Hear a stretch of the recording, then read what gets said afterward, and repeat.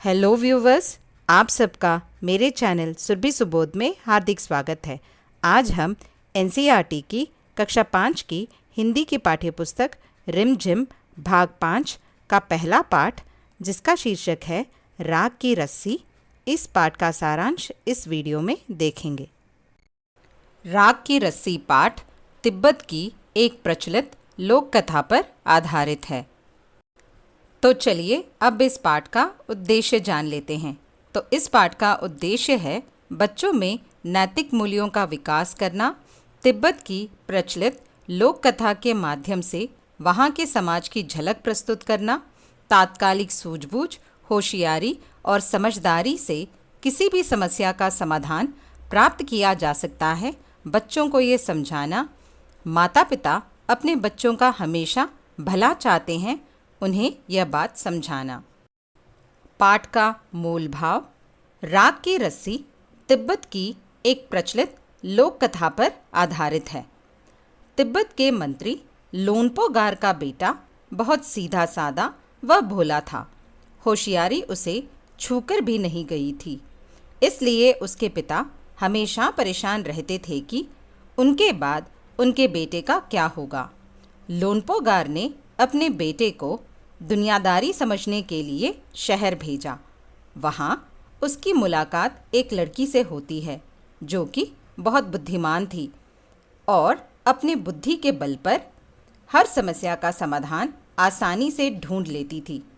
अंत में लोनपो-गार उस लड़की की होशियारी से प्रसन्न होकर अपने बेटे का विवाह उस लड़की के साथ करा देते हैं। तो चलिए अब इस पाठ का सारांश देख लेते हैं। लोनपो-गार तिब्बत के 32वें राजा सोनगवसेन गाम्पो के मंत्री थे। वे अपनी चालाकी और हाजिर जवाबी के लिए दूर दूर तक मशहूर थे। वे चैन की जिंदगी जी रहे थे, मगर जब उनका बेटा बड़ा हुआ तो उनके लिए वह चिंता का विषय बन गया। कारण था उसका भोलापन। लोनपो-गार हमेशा अपने बेटे के बारे में सोचकर परेशान रहते थे कि उनके बाद उनके बेटे का क्या होगा।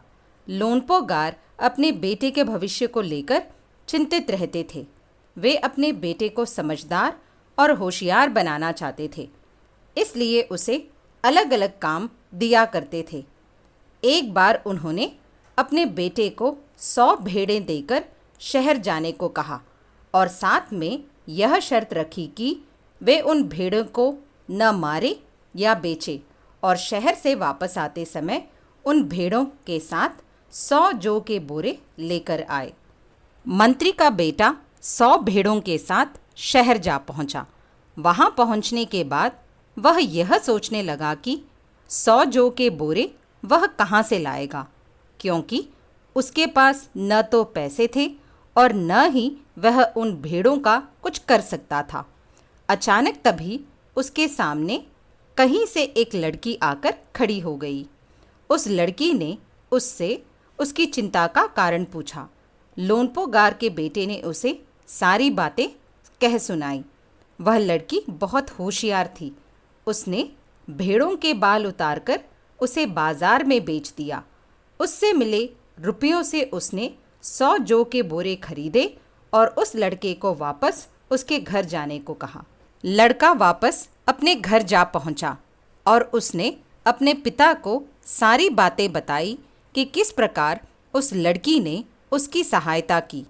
वह मन ही मन यह सोच रहा था कि उसके पिता उससे बहुत प्रसन्न होंगे और उसकी प्रशंसा करेंगे, लेकिन ऐसा कुछ भी नहीं हुआ। उन्हें इस बात का आभास हुआ कि उनके बेटे की सफलता के पीछे उस लड़की का हाथ है, जिसे जानकर उन्हें बहुत बुरा लगा।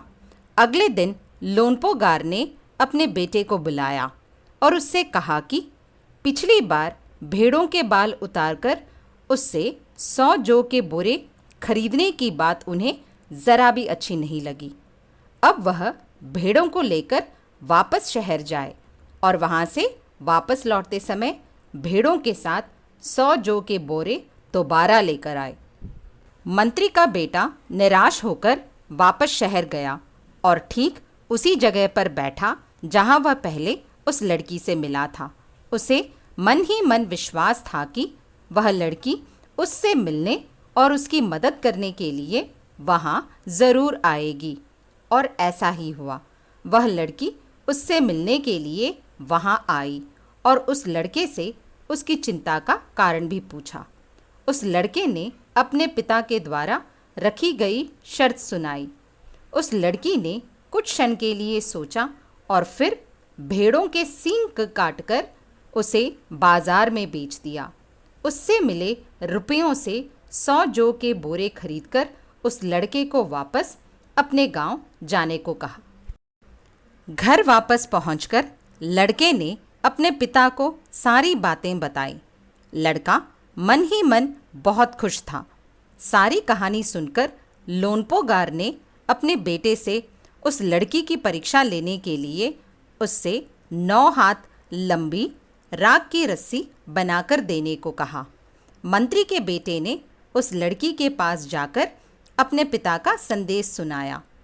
लड़की राख की रस्सी बनाकर देने को तो तैयार हो गई, लेकिन उसने एक शर्त रखी। शर्त यह थी कि वह राख की रस्सी बनाकर तो देगी, लेकिन लोनपोगार को वह राख की रस्सी अपने गले में पहननी पड़ेगी। लड़के ने वापस आकर अपने पिता को लड़की की शर्त सुनाई। लोनपोगार ने लड़की की शर्त स्वीकार कर ली, क्योंकि उन्होंने सोचा कि राख की रस्सी बनाना तो असंभव है।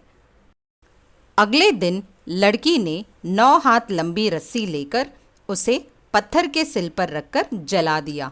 रस्सी तो जल गई और रस्सी के आकार की राख बच गई। लड़की उस राख को सिल के साथ लोनपोगार के पास ले गई और उनसे उसे पहनने को कहा। लोनपोगार राख की रस्सी देखकर दंग रह गए।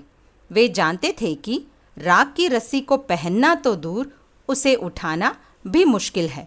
लड़की की समझदारी और सूझबूझ को देखकर वे दंग रह गए और उन्होंने यह सोचा कि उस लड़की से उपयुक्त जीवन साथी उनके बेटे के लिए और कोई भी नहीं हो सकता। इसलिए अंत में उन्होंने अपने बेटे की शादी उस लड़की से करवा दी। तो इस कहानी से हमें यह संदेश मिलता है कि तात्कालिक सूझबूझ, होशियारी और समझदारी से हम किसी भी समस्या का समाधान आसानी से कर सकते हैं, जिस प्रकार उस लड़की ने किया था।